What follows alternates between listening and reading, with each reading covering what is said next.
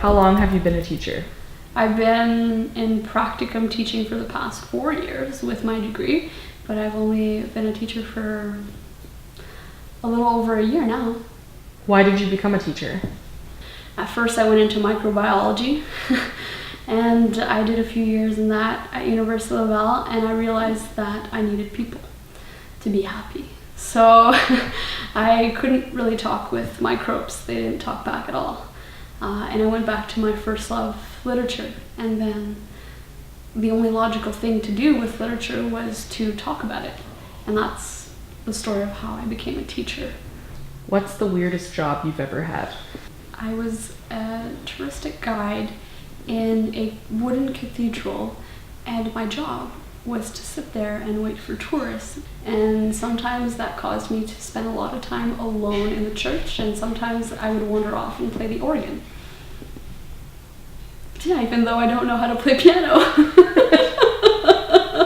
What would the students be surprised to learn about you? I have a 10-year-old brother. So some of my students are actually the same age as my little brother. And I've probably tested a few of my lessons on him. Do you have a teaching motto? Teaching is partly an optimism business, and my part in that is to make sure that they fulfill their dreams. How do you like to spend your free time? I have a lot of hobbies. I do tie flies. I do read a lot. I usually have 2 to 3 books going at the same time. I also work out. I like to run with my dog. My hobbies change depending on the season.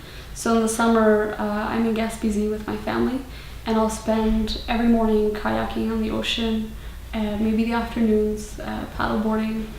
What books are you reading at the moment? Title is inappropriate.